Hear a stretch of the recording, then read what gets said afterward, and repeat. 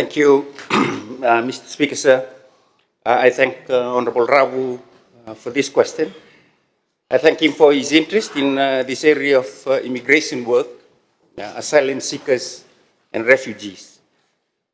This question, Mr. Speaker, allows me to also highlight a role that immigration performs that is perhaps not very well known.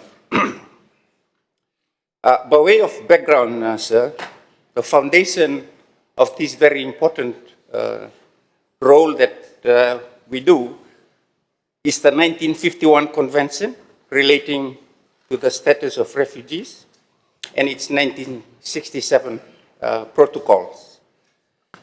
It was adopted in the aftermath of the Second World War, a period that was marked by massive population displacement across Europe.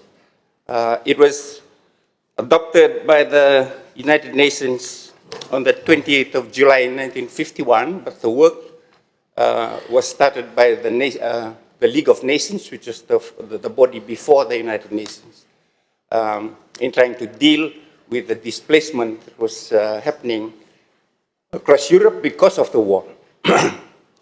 At its inception, Mr. Speaker, the convention's scope was very geographically and temporally limited. It was applying only to refugees in Europe and only to those that were displaced before 1951. However, in recognition of the evolving nature of global displacement, the 1967 protocol to the convention was introduced. This protocol removed the temporal and geographic limitations, therefore universalizing the convention's application to refugee situations worldwide.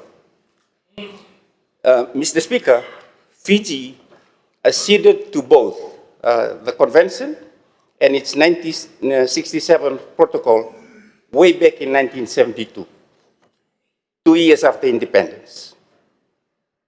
The convention and its protocol have been domesticated into our laws. Part 6 of the Immigration Act provides the legal framework for refugee status determination.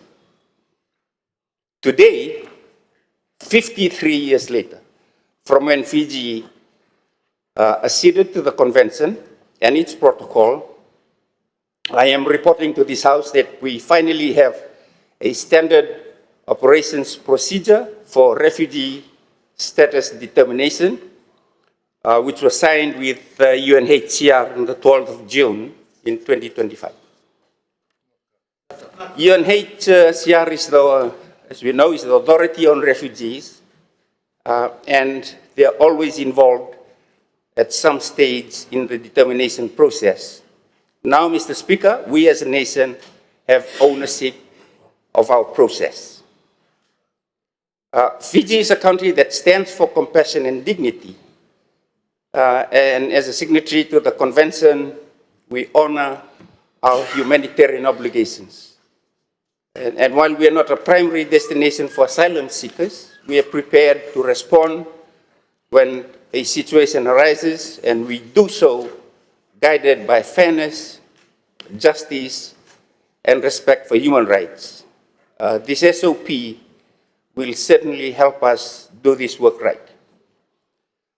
Mr. Speaker, the SOP very quickly outlines clear roles and responsibilities and steps for all government agencies, immigration, foreign affairs, the police, and etc., that are involved in receiving, processing, and determining asylum claims. It provides clear referral pathways, and importantly, it allows integration into the UNHCR process, who are the key agency when it comes to refugee determination. Thank you, Mr. Speaker. Thank the Minister for Immigration.